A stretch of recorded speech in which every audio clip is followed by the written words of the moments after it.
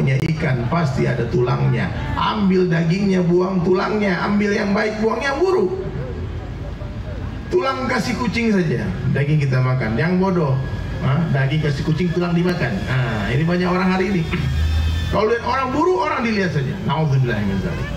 Maka jadilah orang baik. Orang baik itu ciri-cirinya dalam pandangan Allah. Yang pertama, hatinya baik, hatinya bersih, tidak ada kesyirikan sedikit pun, tidak ada iri, dengki, hasad kepada siapapun. Yang kedua, kehidupannya dihiasi oleh sunnah Rasulullah SAW. Jangan pernah meremehkan sunnah, karena sekecil-kecilnya sunnah Rasulullah SAW itu lebih berharga daripada surga.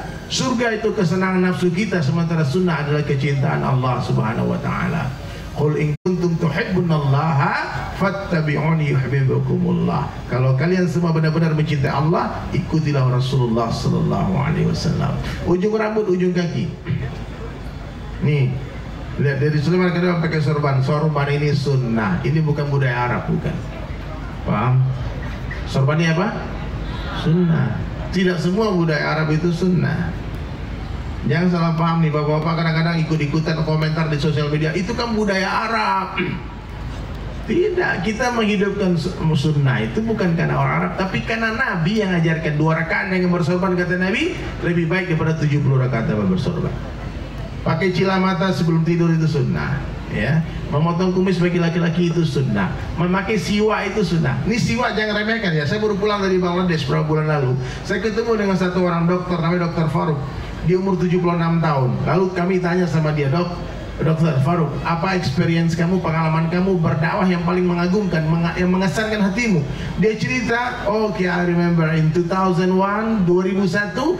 we went one jamaah from New York. Kami tashkil di New York. Jadi jamaah ini bergerak 4 bulan di New York dari Bangladesh. Ternyata di hari kejadian itu 11 September itu, WTC itu, jamaah itu ada di New York. Jadi mereka pindah masjid, tiba-tiba supir taksinya membangga-banggakan Twin Tower itu, dikatakan, "Hey, sir, you can see this the highest building, American Pride. This is New York Pride, bidung tertinggi di New York." Kata jamaah, dia nggak terkesan. "Hey, one day Allah will destroy that building." Suatu hari Allah akan hancurkan gedung itu. That building will be broken. Itu gedung akan hancur. Tak lama dia berucap, tiba-tiba pesawat tabrak itu gedung. Subhanallah, dia maksudnya suatu hari kiamat Allah hancurkan. Ternyata ada terorisme waktu itu. Itu supir taksi langsung telepon polisi, telepon FBI. Akhirnya satu jamaah Bangladesh ditangkap. Dia cerita, brother, 16 hours interrogation, 16 jam kami diinterogasi di penjara bawah tanah. Kami diselamatkan asbab sunnah. Ternyata polisi bertanya apa yang ada di kantongnya. Ada satu siwak di kantong jamaah Dr. Faruk. Itu apa di kantongmu? Kata jamaah, ini sikat gigi kami. Maka polisi New York mundur bisi-bisi, dikatakan ini orang-orang semua primitif, nggak mungkin mereka teroris. Akhirnya semua jamaah dibebaskan. Asbab apa? Satu siwak. Jangan remehkan siwak ya. Siwak itu mewangikan mulut. Nih bapak-bapak nih, kalian pakai siwak hari-hari. 2 rakaat dengan bersiwak lebih baik daripada 70 rakaat tanpa bersiwak. Dengan siwak kita akan dimudahkan untuk mengucapkan kalimat la ilaha ilallah ketika akhirul kalam kita nanti, nazah kita, sakaratul maut. Beda dengan orang, maaf ya, orang dengan candu, nanti dia akan susah untuk mengucapkan itu. Menghidupkan sunnah, memelihara jenggot itu sunnah, memakai gamis itu sunnah, mencabut bulu ketek, bulu kemaluan itu sunnah, memotong kuku itu sunnah, memakai wewangian itu sunnah. Ada 18.000 jenis sunnah Nabi SAW. Amalkanlah sunnah semampunya, bukan semaunya. Yang tak mampu kita amalkan, ya udah istighfar. Insyaallah ya. Jangan sampai kita anti sunnah. Ada orang sunnah apa itu keharap-harapan, dia stop. Bagian dari iman itu adalah mencintai orang Arab. Kalau kalian mencintai Allah, ikut Rasulullah. Kalau kita mencintai Rasulullah, kita harus mencintai segala sesuatu yang berhubungan dengan Rasulullah SAW. Kalian cintai zuriatnya Nabi SAW, keturunan Nabi, para habaib, cintai mereka.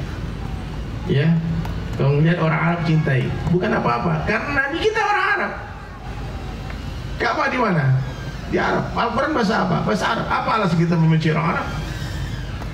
Beribu-ribu orang dai datang, wali-wali Allah datang dari Arab, dari Hadramaut, dari Yaman, dari mana-mana hadir sekali ke Indonesia, bukan untuk mengambil harta kita, untuk mencuri kekayaan Indonesia dibawa ke negara Arab. Tidak sejengkal pun tanah di Arab Saudi sana, di Jazirah Arab yang dibangun pakai harta orang Indonesia. Beda dengan Belanda. Belanda datang ke sini, dia curi harta kita, dia bangun Amsterdam dengan duit orang Indonesia.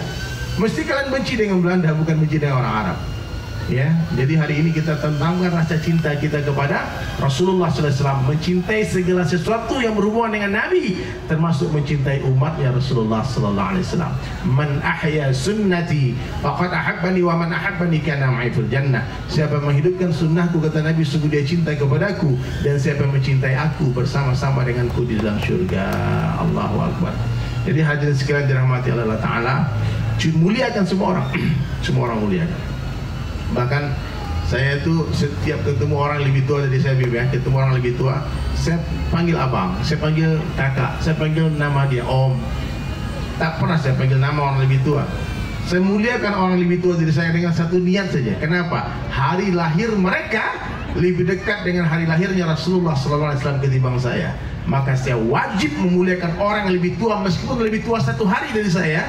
Kenapa? Karena kedekatan mereka dengan baginda Rasulullah Sallallahu Alaihi Wasallam. Insan kamil, manusia sempurna. Dan apa sunnah Nabi yang paling dicintai oleh Allah? Salat 5 waktu berjamaah di tempat azan dikumandangkan. Hei laki-laki, Allahu Akbar itu artinya apa? Allah Maha Besar. Maknanya tidak ada yang lebih besar daripada Allah. Tidak mungkin orang itu beriman ketika dia dengar asma Allah diteriakkan, tak bergetar hatinya. Karena tanda-tanda orang beriman itu ketika dia dengarkan nama Allah, wajilat qulubuhum, bergetar hati-hati mereka. Tidak mungkin nih, anak-anak band nih lagi latihan azan, matikan stop kontak, berangkat ke masjid. Pedagang lagi transaksi, azan, tinggalkan transaksi. Meskipun untungnya 1 triliun, untungnya tinggalkan, maaf, aku ke masjid dulu bang. Ini lanjutkan bisnis, ini untung lumayan nih. Apalagi cuma untung 10.000, 2.000. Allahu Akbar, berangkat tinggalkan. Siapapun yang datang, hatta Jibril alaihissalam, dia bukannya hanya presiden, gubernur, wali kota, bupati. Allahu Akbar, tinggalkan siapapun, tinggalkan istrimu yang kau cintai. Rasulullah SAW sedang bersengkrama dengan Ummahatul Mukminin Aisyah radhiyallahu anha. Lalu terdengar panggilan azannya Bilal. Apa kata ibunda Aisyah? Baginda Rasulullah SAW pergi, berdiri meninggalkan aku seperti orang yang tak pernah mengenaliku. Tidak ada cipika-cipiki, beb sayang abang pergi dulu, sabar ya, tunggu. Tidak ada. Ketika azan berkumandang, langsung Rasulullah SAW pergi memenuhi panggilan azan. Bahkan sahabat-sahabat Nabi, Abdurrahman bin Auf, asbab mengecek perniagaannya, terlambat dia sholat berjamaah, dia berduka, seluruh jadi infakkan jalan Allah Subhanahu Wa Taala. Seorang sahabat mencangkul di sawah, cangkul naik ke atas, Allahu Akbar terdengar, tak berani dia jatuhkan cangkul ke tanah karena khawatir akan kesyirikan kepada Allah. Seorang sahabat, dia membangun rumahnya, 1 bata terakhir hendak dimasukkan, Allahu Akbar, dia taruh itu batu bata, tidak jadi dipasangkan. Hari ini kita melalaikan sholat, hadirin sekalian. Allah bagi mata untuk melihat, berapa harus kita bayar? Saya mau tanya ini semua jamaah, mau nggak dikasih uang 1 miliar? Mau nggak? Yang keras sore mau nggak dikasih uang 1 miliar? Tapi besok pagi nggak bisa bangun. Berarti nikmat bangun pagi itu lebih nikmat daripada uang 1 miliar, betul? Kenapa kita tidak bahagia kita bangun pagi? Allah beri kita nafas 20,000 times every day and night. Kita bernafas without thinking, tanpa berpikir.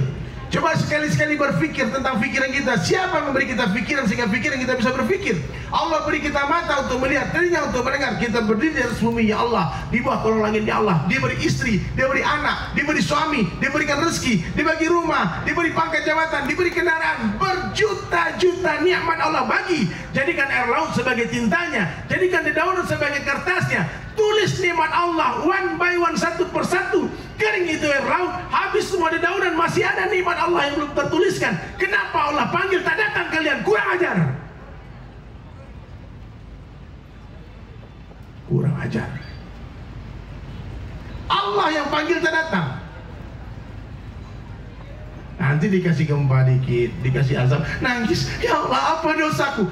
Itulah dosa kau itu, tak merasa berdosa itu. Dosaku ya Allah, apa dosa? Itu dosamu, berjuta kali kau dipanggil tak pernah kau ke masjid. Paham ya? Maaf saya nggak marah.